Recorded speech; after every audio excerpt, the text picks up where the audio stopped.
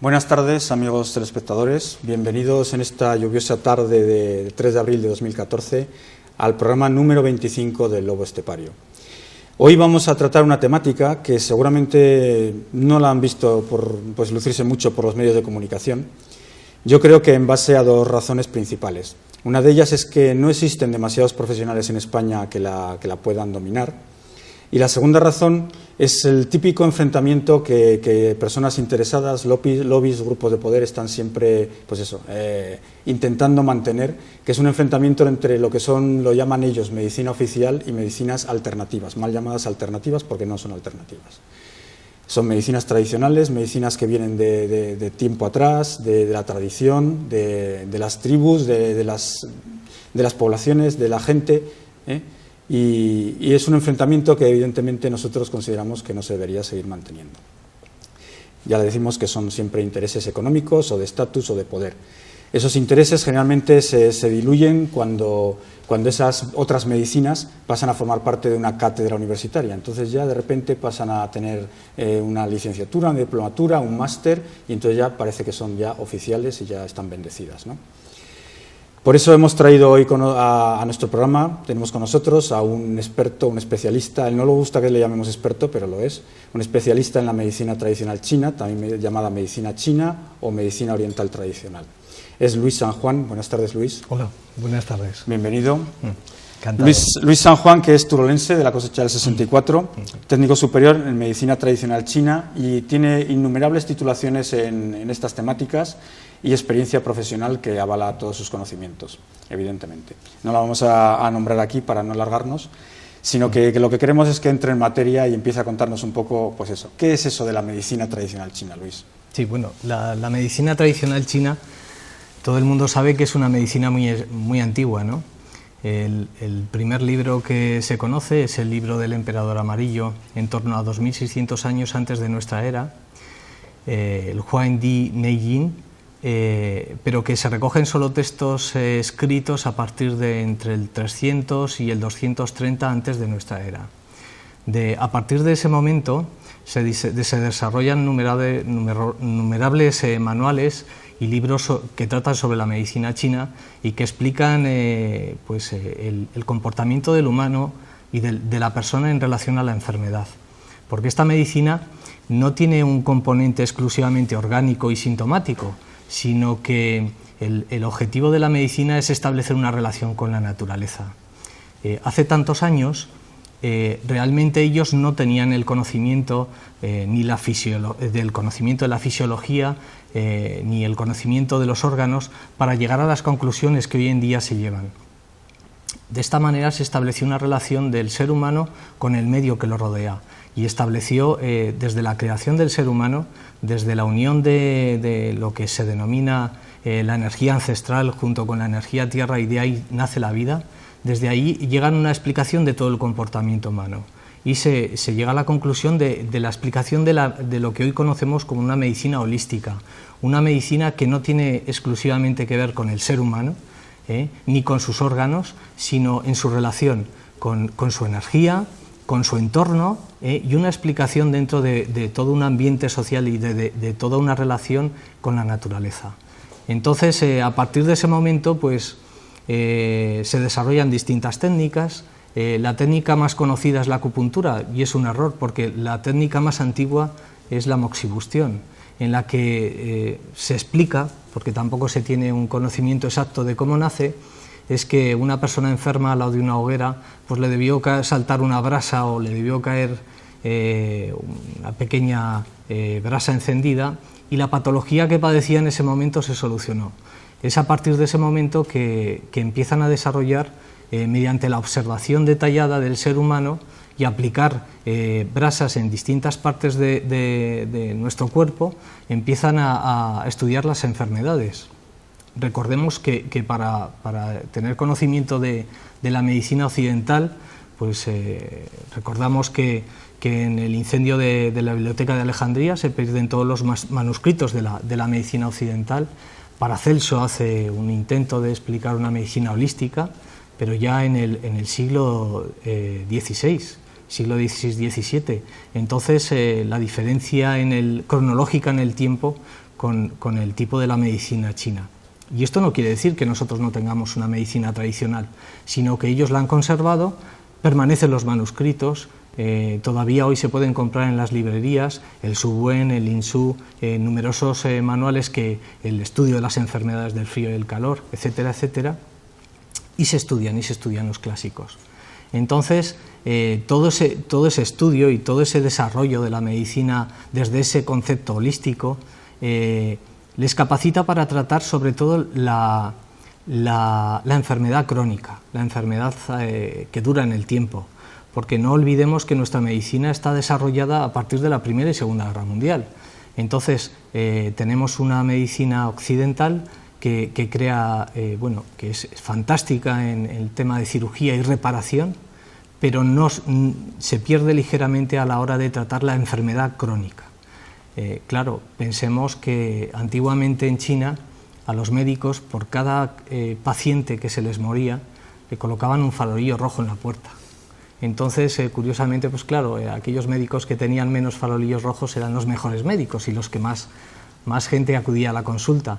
Entonces, ¿qué han conseguido? Pues han conseguido trabajar en prevención, entender el cuerpo no desde un punto de vista sintomático, sino desde un punto de vista holístico, y ya no solo la relación con el organismo, sino la relación con su entorno. Si el entorno está enfermo, el organismo está enfermo. No pensemos que nosotros somos ajenos a nuestro entorno, a nuestro medio ambiente, eso que está hoy tan en boga y todo el mundo quiere hablar del ecosistema, de la contaminación. Pues ya desde hace muchísimos años, eso no es un concepto nuevo, hace muchísimos años que en China ya se entiende el ser humano dentro de ese contexto. Si tenemos un ambiente saludable, esto quiere decir que nosotros nos alimentamos bien, si tenemos una buena relación de las energías y un cuidado preventivo correcto, pues no contraeremos enfermedades. ¿Cómo llegaste tú a interesarte por la medicina tradicional china? No es algo que sea muy habitual, ¿no? Pues no. Bueno, yo, al igual que muchos de la gente que nos dedicamos a las terapias alternativas, pues siempre hemos estado, digamos que hemos tenido cierta inquietud por todos los temas médicos. Yo recuerdo siendo un niño que iba a la biblioteca y mientras mis amigos iban y leían cuentos y aventuras de los 5, etcétera, esas novelas tan antiguas que hemos leído todos, pues mi objetivo era ir y coger un manual Merck, un manual de enfermedades, y leerlas, y tenía pues bueno esa inquietud, ¿no? Eso quiere decir que a lo largo de toda mi vida pues he tenido esa inquietud por todos los temas sanitarios. Lo que pasa es que en un momento determinado descubro la medicina china, descubro ese concepto nuevo. Y yo pensé decididamente, cuando una persona realiza un acto médico en Europa, su intervención es recetar en la mayor parte de los casos, y para nada yo quiero criticar en absoluto al colectivo médico, ¿no? Lo que pasa es que su acción principal, salvo especialistas que sean cirujanos, es aplicar una medicación, aplicar un tratamiento médico, que conllevan todos los tratamientos una serie de contradicciones y de perjuicios para el organismo, independientemente de que sea más positivo hacer el beneficio, ¿no? Pero su actitud, digamos que su participación dentro de la curación del enfermo era exclusivamente recetar un medicamento. Y la medicina china no, en la medicina china se ve la lengua, algo que se ha perdido hoy en día, cuando recordemos que yo, siendo niño, ibas al médico y te decía, saca la lengua. Entonces, cuando uno estudia medicina china hay una asignatura que se llama diagnóstico por la lengua. Entonces ya no se queda exclusivamente en la apariencia externa, sino que ya estudia detalladamente cada una de las partes para llegar a un diagnóstico, y para que, siguiendo el principio de la medicina china de que en el exterior podemos apreciar el interior. Entonces todo esto llegó a que yo descubriera, me interesara por la medicina china y me decidiera pues a buscar los estudios de mayor calidad a nivel nacional, que en ese momento se estaban realizando en Barcelona. Estudié 4 años, los estudios están dentro de un contexto normalizado, aunque no reconocido, por desgracia. Pero realmente viene avalado por universidades en China, ¿no? Sí, es curioso, porque los estudios que yo he realizado pues, son de 4 años, uno funciona con créditos igual que en cualquier carrera, y que está avalado por la Universidad de Yunnan, la Universidad de Pekín y la Universidad de Viena. Sin embargo, España no lo ha reconocido y lo tiene en ese limbo, ¿no?, de alegalidad, en el que, por un lado, los que hemos estudiado tanto y nos hemos esforzado tanto, criticamos al colectivo médico que realizando un curso de 40 horas se ponen en el cartel de acupuntores, ¿no?, cuando realmente pues, uno se da cuenta de que para poder realizar una buena técnica de acupuntura, lo primero, tiene que estar dentro del contexto del diagnóstico en medicina china, y si no es así, no funciona. Bueno, haciendo un poquito de historia, la primera persona occidental que exporta la medicina china fuera de China es Nixon, que en uno de sus viajes, allá por el 64, en uno de sus viajes a China, tiene una patología, desconozco qué patología era, y le aplican agujas y se le pasa. Y entonces fue la primera persona que se decide a exportar los conocimientos y a exportar esa cultura de la medicina china. Entonces, cuando llega sobre todo a Europa, el concepto de la medicina china se emplea como un tratamiento de síntomas. Con esto quiero decir que si a una persona le duele la cabeza, se le ponían agujas con el único objetivo de quitar el dolor de cabeza, cuando eso es un error. El dolor de cabeza no obedece a un dolor exclusivamente de cabeza, eso es un síntoma externo, y tenemos que ir más allá. Por eso hace falta el diagnóstico en la medicina china. En China no hay enfermedades, son los síndromes. En China, por ejemplo, para explicar un constipado, que bueno, vamos a poner como ejemplo una gripe, ¿no?, en una consulta de medicina moderna pues recetarían pues analgésicos y antitérmicos, sería el tratamiento más o menos normalizado. Sin embargo, dentro de la medicina china pues se contemplan ataques de viento frío, viento calor, insuficiencia de chi del pulmón, o sea, el concepto es totalmente distinto, y totalmente distinto se tratan, ¿no? Un ataque de viento calor tendrá que ser tratado para regular y para contrarrestar ese calor dentro del organismo, y un ataque de viento frío pues al revés, justo el tratamiento contrario. Esto quiere decir que la diferencia entre la enfermedad y entre el concepto de la medicina china y la medicina occidental es totalmente diferenciado, entonces no podemos aplicar desde ese punto de vista. En medicina china no existe una cirrosis hepática, existe un bloqueo de chi de hígado, existen otro tipo de enfermedades y de síndromes que los médicos, no cabe duda, de que ellos diagnostican según sus conocimientos. Pero realmente, si queremos que funcione la medicina china, hay que aplicarlo desde ese concepto, el concepto chino y el diagnóstico de diferenciación de síndromes que se realiza en China. Respecto a lo que estabas hablando, bueno, chi es la energía, ¿no? Sí. Hay que decirlo para nuestros espectadores. Sí, bueno, el chi, el concepto de chi, la traducción de chi realmente es el vapor del arroz cuando está cociendo. ¿Por qué? Porque el grano es muy importante en China, ¿no? El grano y en especial el arroz. Además, el arroz es una fuente de energía. Tengamos en cuenta que aquí, bueno, aquí tenemos 4 o 5 clases de arroz. Ahora mismo, ¿no? Está el alargado, el arroz redondo. Sin embargo, en China la diferencia es enorme. Hay 40, 50 clases de arroz y cada una tiene sus particularidades.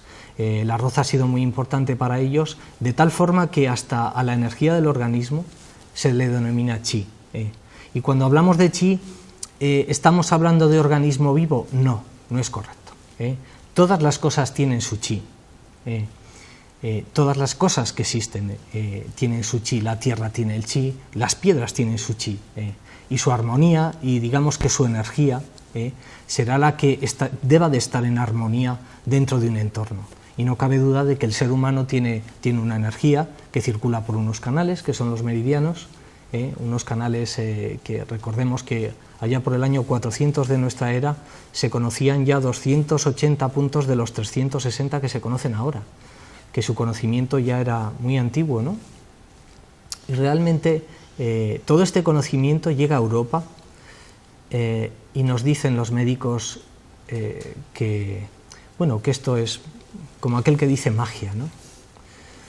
Y cuando uno llega a China, yo dentro de las prácticas hice prácticas en un hospital de Pekín, el Tongren Hospital, que es el hospital del dolor, donde conviven perfectamente la medicina occidental y la medicina tradicional china, y uno puede mandar a hacer una resonancia magnética y aplicar un tratamiento dentro de la medicina china. Pero el tema es que llega a tal punto esa relación dentro del entorno de la medicina china, esa convivencia, que te puedo explicar que incluso en los hospitales de China, cuando uno realiza un tratamiento, un diagnóstico, el mismo hospital es capaz de preparar las infusiones, dárselas en una especie de tetrabric para que se las tomen en casa. Entonces el concepto es sobre todo en China, es de integración. Sin embargo, en esta parte del mundo buscamos que en todo momento ahora mismo lo que no vemos o lo que no palpamos no existe. Entonces, cuando en medicina china llegamos a China y les decimos, no, es que tenemos que saber que el punto Zhushanli, que es un punto en concreto que su numeración es estómago 36, es muy bueno para patologías de estómago. Y entonces en la medicina occidental dicen, lo tenéis que demostrar. Y en China dicen, 2600 años antes de nuestra era, ya se sabía que Zhushanli era un punto que beneficiaba al estómago. ¿Para qué lo tenemos que demostrar? ¿Para qué se tiene que demostrar? Entonces viene esa dicotomía, ¿no?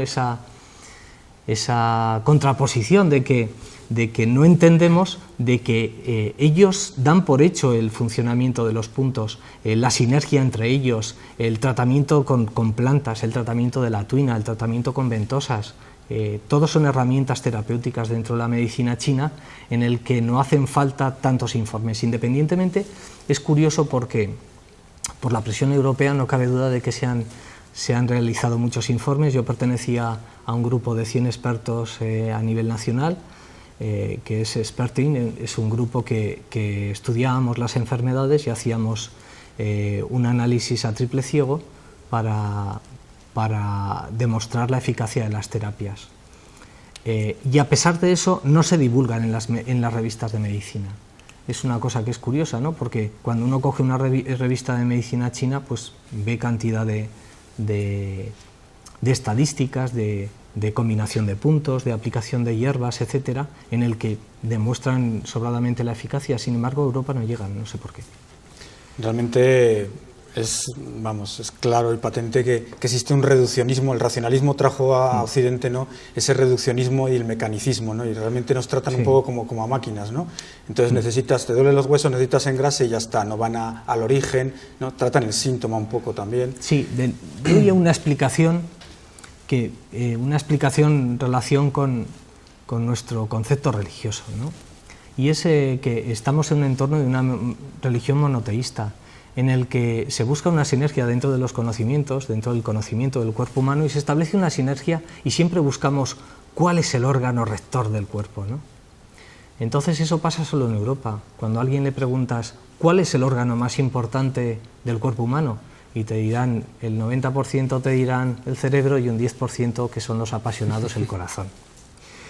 Cuando somos un sistema realmente vivo, entonces cada órgano es importante, ¿no? Todos los órganos son igual de importantes. Un ser humano es incapaz de vivir sin su hígado, sin sus pulmones, y son todos igual de importantes. Entonces, claro, ese concepto es totalmente distinto, ¿no? La relación entre los órganos y su sinergia entre ellos. Antes hablabas de la acupuntura, que un ministro del emperador Amarillo decía que para hacer una buena acupuntura primero debía sanarse el espíritu. Esa es una frase que hay ahí, ¿no?, que queda muy claro que, fíjate, la acupuntura realmente está reconocida por la Organización Mundial de la Salud y todas las enfermedades que cura, que se pueden tratar con ella, evidentemente.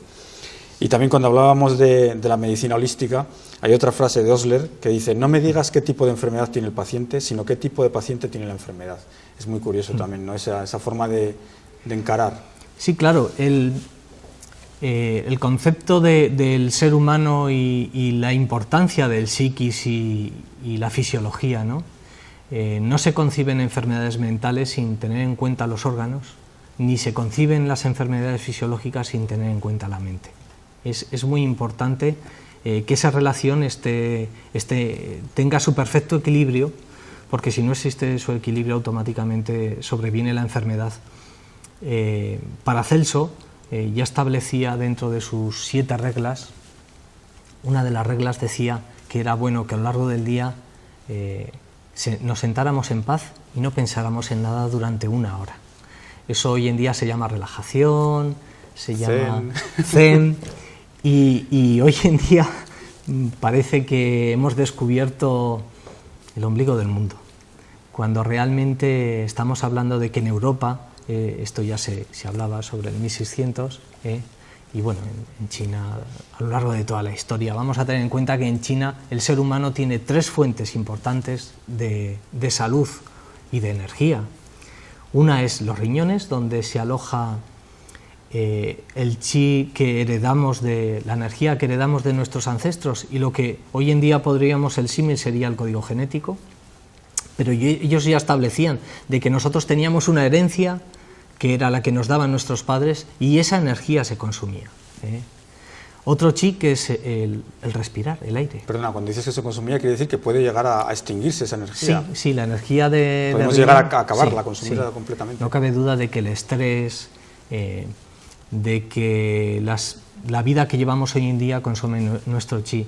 Bueno, es sabido que la gente, pues, conforme pasan los años, sobrevienen dolores articulares, especialmente en las rodillas, en la zona lumbar, debilidad lumbar, sordera, pérdida de memoria, porque los riñones, vamos a tener en cuenta que los órganos, el concepto de los órganos de la medicina occidental es mucho más amplio en medicina china.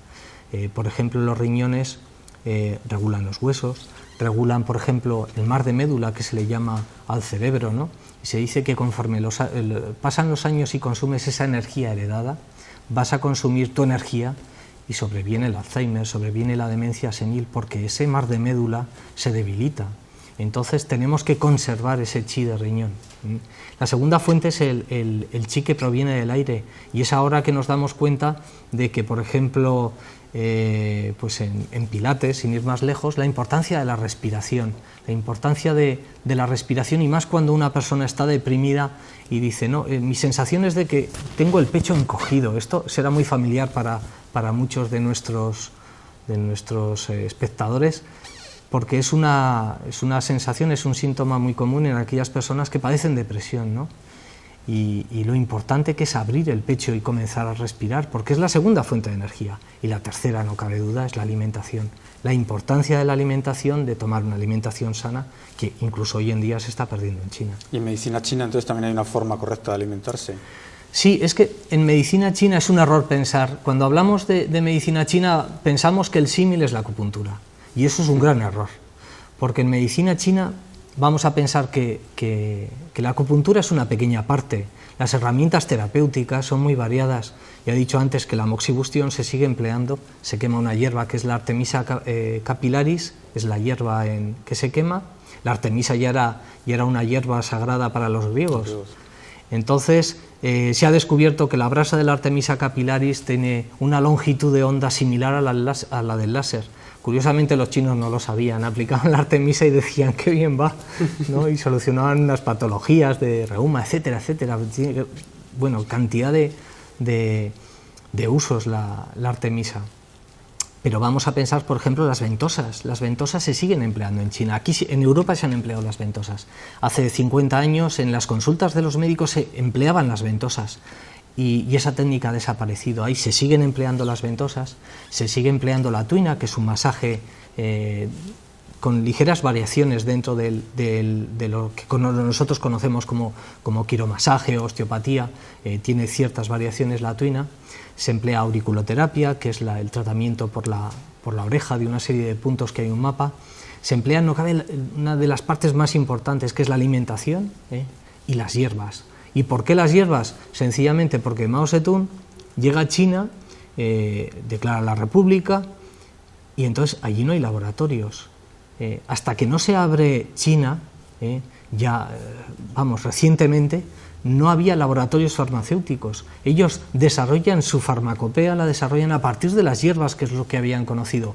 Nosotros nos encargamos en su día de llevar a la hoguera a cualquier persona que se le ocurría practicar con hierbas. Sin embargo, ellos no es que la cuidaran, sino que a lo largo de la historia la han ido desarrollando, y es la farmacopea más elaborada de todo el mundo. Además, su fitoterapia no incluye solamente lo que es las plantas medicinales, ¿no?, sino que además incluye minerales y partes animales, ¿no? En España está prohibido, las partes animales no se emplean, bueno, en España y en Europa, pero allí sí que se emplean y es habitual, el uso de ciertas partes animales. Lo que sí quiero dejar muy claro es que muchas de las partes y de las como el cuerno de rinoceronte, las manos de mono, realmente no se emplean en China. Es curioso, igual que el concepto de decir en China se comen los insectos.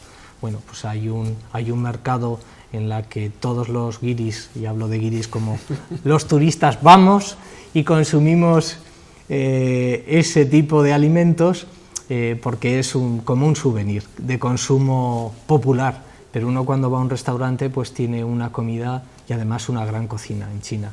Pero bueno, es a partir de ese desarrollo de las plantas en el que ellos basan su fitoterapia y su farmacopea, desarrollan una serie de productos con la combinación de sus plantas, que son mucho más extensas que en Europa, no cabe duda, y prescinden totalmente de los medicamentos. Y es curioso ver cómo cuando uno va a una farmacia en China, como ahí puede comprar desde cajas de medicamentos como Liu Wei, Di Huangwan, o como distintos nombres que son medicamentos reconocidos y que no tienen 100 años, sino que son medicamentos que a lo mejor tienen 800, 900, 1000 años de uso, 1000 años de uso, y han demostrado durante 1000 años su validez. Y también puedes comprar hierba. Puedes comprar la propia planta desecada y que el médico te haga una receta, y entonces tú la entregas en la farmacia y te realizan la receta. Entonces, un poquito volviendo a lo anterior, no es exclusivamente la acupuntura, sino que hay muchas más herramientas. El estudio de la alimentación, también, no he hablado de ello, pero es una de las herramientas muy válidas, y todo ello conforman las herramientas terapéuticas de alguien que ha estudiado medicina china. Hay un tema que me interesa mucho, que está muy relacionado en la medicina china, los órganos con las emociones. De hecho, hasta tú estudias psicología, ¿no? Porque realmente la psicología y la medicina china están también muy integradas, ¿no? Sí.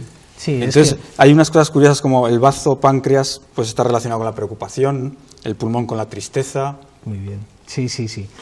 Bueno, es esa relación orgánica y psicológica, ¿no? Hay un proverbio en medicina china que se dice: la risa sonora es falsa. Entonces, ¿esto qué quiere decir? La risa la regula el corazón. Que siempre cuando existe una alegría desmedida, existe una patología, porque la alegría desmedida, todo cuando carece de su equilibrio, produce una enfermedad. Entonces, cada uno de los órganos, el hígado regula la ira, y a su vez no nos quedamos ya solo en la ira. La emoción que regula es la ira, pero por ejemplo regula el pelo. ¿Por qué? Porque el hígado es el contenedor de la sangre, ¿no? Y hablo del contenedor de la sangre porque es muy importante esto para las mujeres, ¿no? Ellas tienen la menstruación y tienen esas variaciones tan importantes en el volumen sanguíneo, entonces esto les conlleva ciertas alteraciones. Y bueno, y de hecho, en medicina china se dice que la reserva de sangre es el pelo. Entonces, cuando alguien sufre pues una pérdida masiva de sangre, entonces lo primero que pierde es el lustre del pelo, y el pelo se marchita y cae. Pero también regula los tendones, regula todo lo que es el tejido conectivo, el tejido que conecta unos órganos y otros, que cada uno de los órganos no se va a ceñir exclusivamente, un poquito lo que he dicho antes, exclusivamente a su lado orgánico que entendemos dentro de la medicina occidental, sino que es muchísimo más amplio.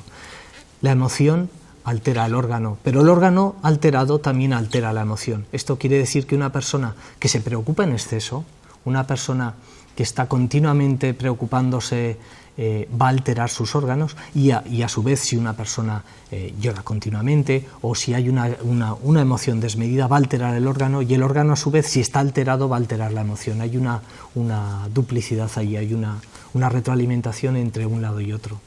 Hablamos de emociones, de órganos, hablamos también del sistema de los 5 elementos que también se utiliza, ¿no? Sí, ellos realmente no podían explicar la relación de los órganos y buscaron una explicación, ¿no? Y entonces crearon varios ciclos, uno es el ciclo de generación y control, en el que se establecía que un elemento, su relación del ser humano con la naturaleza, ¿no? Y se estableció que había 5 elementos principales, que son el agua, el aire, la madera, la tierra y el metal. Y entonces su relación entre unos y otros. Y establecieron, por ejemplo, que la madera es el hígado, que la tierra es el bazo, que el corazón es el fuego, que el metal es el pulmón. Y establecieron una relación entre ellos, y realmente una relación que obedece a la naturaleza. Y si pensamos realmente, decimos que el agua, ¿a quién controla? La madera, ¿no? Cuando regamos algo en abundancia, pues el árbol nos crece con fuerza, ¿no? Y entonces en ese ciclo de generación el agua controlaba la madera, pero a su vez la madera controlaba el fuego. Y se establece un círculo entre ellos, entre cada uno de los elementos y un equilibrio. El equilibrio correcto es el que se busca para evitar el síndrome y evitar la enfermedad. Y es lo que buscamos con ese diagnóstico que decía antes, dentro de la medicina china y ese tratamiento correcto entre unas... Hablabas antes también del viento. Sí, sí. Me ha resultado chocante, ¿no? Sí, el viento es hígado, y entonces el viento, pues el hígado cuando está alterado produce viento, ¿no? Entonces produce viento y el viento produce cosas, regula la vista y produce cosas tan curiosas, pues como un ictus cerebral puede producir el viento, ¿no? Como el hígado, una de sus funciones es controlar la circulación de la sangre. Si el hígado se irrita, puede ser por una emoción, ¿no? Un ataque de ira desmedido puede llevar a un ictus, a un pequeño derrame cerebral o un pequeño derrame a lo largo del cuerpo. Entonces, cuando se producen emociones desmedidas, en este caso la ira, nuestra circulación se va a alterar. El órgano encargado, que es el hígado, de que la circulación vaya normal y sea acorde, pues se produce una circulación desmedida y se pueden producir derrames. Y entonces en ataques de ira importantes, que a una persona le aparezcan hematomas. Y es muy típico los hematomas en la esclerótica del ojo, por ejemplo. Es curioso. Lo que pasa es que, claro, algo tan natural cuando se estudia en medicina china, que ves esta relación tan normal, esta relación de los órganos, y dices tú, si es que es verdad, si es que realmente el preocuparse excesivamente va a alterar a la persona, ¿no? Esa preocupación que tiene el padre y que le va deteriorando un año tras otro y al final altera su salud, o tiene esa relación orgánica, ¿no? Y lo ves, cuando ya lo haces tuyo, esos conocimientos, pues llegas a la conclusión de qué razón tenían y cómo llegaron a estas conclusiones. Tú, Luis, tienes consulta, entonces imagínate, llega un paciente, te plantea algo, ¿cómo haces tú el diagnóstico? ¿O simplemente se sienta, tú observas una serie de detalles? Sí, lo primero es decir que absolutamente todas las enfermedades se pueden tratar con medicina china. Y entonces, absolutamente todas las enfermedades, incluso aquellos síndromes, aquellas enfermedades que nuestra medicina pues no llega un momento que no llega a tratar, ¿no? Que aquella persona que tiene una artrosis de rodilla, que hoy en día se puede operar, pero aquellas alteraciones que ya dentro una urticaria de origen endógeno, según la medicina occidental, que se va a poder tratar dentro de un contexto de la medicina china. Y dentro de ese tratamiento habrá personas que reaccionen mejor y personas que les cueste un poco más, pero absolutamente todas las enfermedades van a tener un tratamiento. Cuando una persona viene a la consulta, pues claro, lo normal es que venga con un informe médico y que diga, pues bueno, padezco esta enfermedad. vamos a poner algo que es común, una depresión, ¿no? Y entonces, es evidente, en China no hay depresiones, en China hay síndromes, y entonces tienes que, sí que leemos el diagnóstico en la medicina occidental, pero prescindes de él. ¿Por qué? Porque el diagnóstico tiene que estar dentro del contexto de la medicina china. Y entonces lo primero que haces es hacer una anamnesis, recoger todos los datos del paciente, desde su fase de sueño, alteraciones, nerviosismos, estado emocional, la orina, estreñimiento, ¿no? Tensión. Aparte de eso, vamos a valorar desde el color de la cara, el color de su pelo, si suda, si no suda, el tono de su voz, su posición, el estado de sus uñas. Vamos a valorar el pulso, muy importante. Vamos a tener en cuenta que otra de las asignaturas importantes dentro del diagnóstico chino es el estudio del pulso. Y es tan importante el estudio del pulso en medicina china que cuando uno dice me voy al médico, la traducción en chino es me voy a tomar el pulso. ¿Por qué? Porque valoramos 3 órganos en cada una de las manos, en total 6 órganos, porque el riñón se valora en 2 partes, digamos que la energía heredada por un lado y luego el riñón derecho, el riñón izquierdo, del riñón derecho lo que denominamos el Minmen, y vamos a llegar a un conocimiento, a un diagnóstico, a un síndrome, a la elaboración de un síndrome, y no cabe duda también con la observación de la lengua. Una vez que tenemos el síndrome, tenemos que establecer una estrategia terapéutica, ¿no? Decir, bueno, yo tengo este síndrome, hay una serie de funciones entre los órganos que van a llegar a una normalización. Un órgano se alimenta de otro, pero a su vez existe una relación con otro que lo controla, y entonces a través de ese diagnóstico, que es muy elaborado, pues llegar a un tratamiento.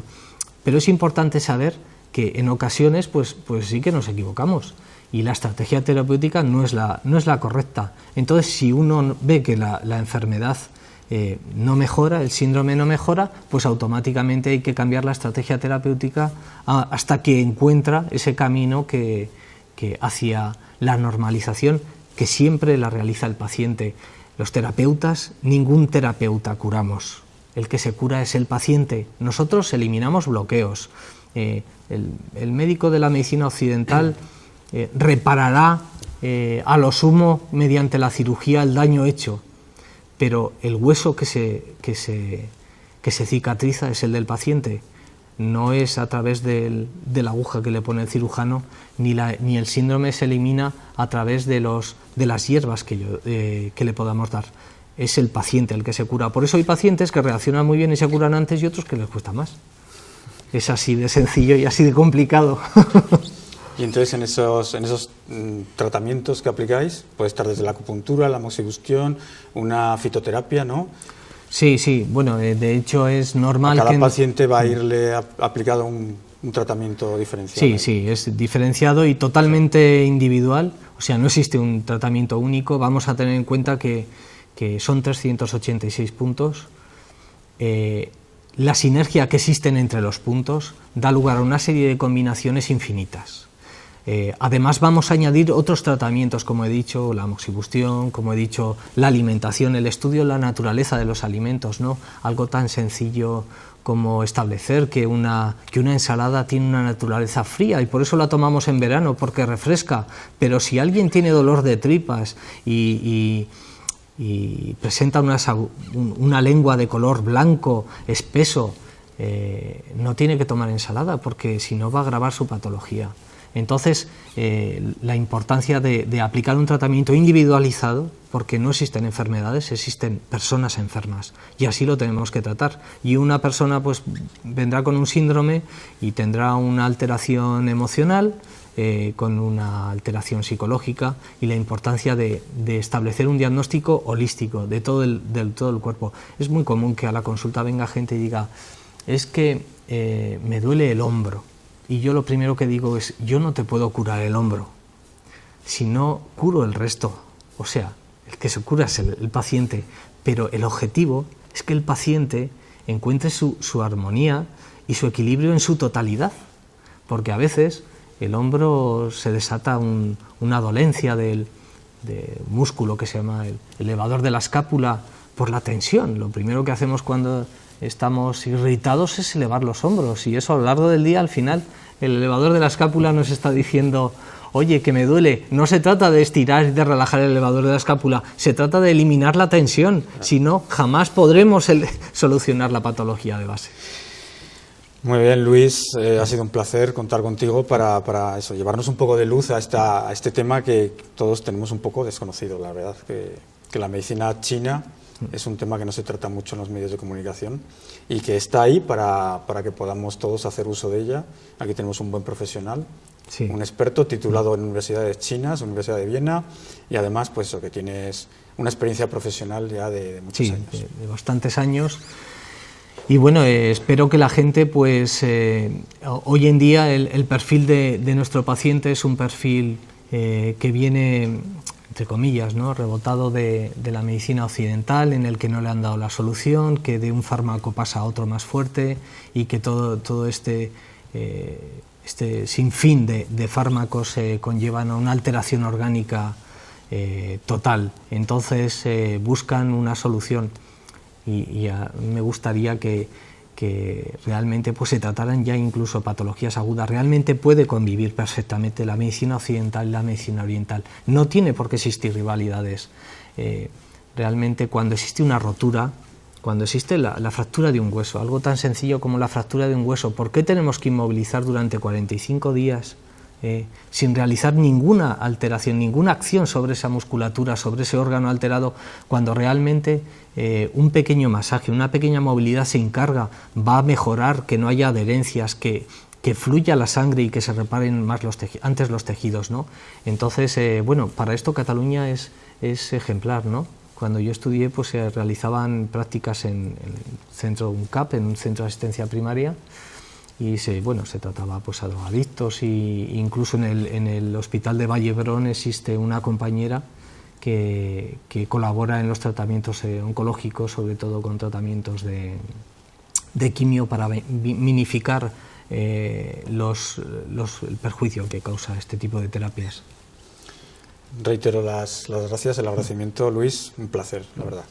Muchas gracias. Vamos a terminar, como siempre, con una lectura que hoy también viene al caso. Psicología y medicina china, la ascensión del dragón, el vuelo del pájaro rojo, de Leon Hammer, un psiquiatra estadounidense, muy relacionado con Peirce, con Lowen, con Fromm, o sea, ha estado trabajando con ellos, y que tiene una visión que es que la medicina china es un vehículo para todos los aspectos de la personalidad humana, un poco relacionado con lo que decía antes Luis, ¿no? Y el párrafo que vamos a leer es el siguiente. Es ya casi al final del libro y habla de los demonios interiores. En consecuencia, la medicina china contempla la enfermedad como una expresión de la violación personal de la propia naturaleza y requiere que la persona sea consciente de cómo está interfiriendo con el flujo de la naturaleza, tanto en su interior como en el exterior. Se alienta a las personas a que examinen cómo viven, piensan y sienten, así como a evaluar sus hábitos y valores para poder comprender su enfermedad. La atención se centra, por tanto, no en una causa externa ajena, sino en una interna. Se enferma por culpa de algo innato en uno mismo o en el modo de vida. El reconocer la existencia de factores patógenos externos, los demonios externos, hace recaer la responsabilidad de la salud o de la enfermedad principalmente sobre el individuo. En vez de ser atacados por gérmenes desde el exterior y defendidos desde dentro por fuerzas extrínsecas como las drogas, que comentaba antes nuestro invitado, estamos siempre con medicinas, esta medicina se dirige a una persona atacada por ella misma, los demonios internos, los interiores, y que se defiende por sí misma, como también ha dicho Luis. Muchas gracias, queridos amigos, y hasta el próximo programa.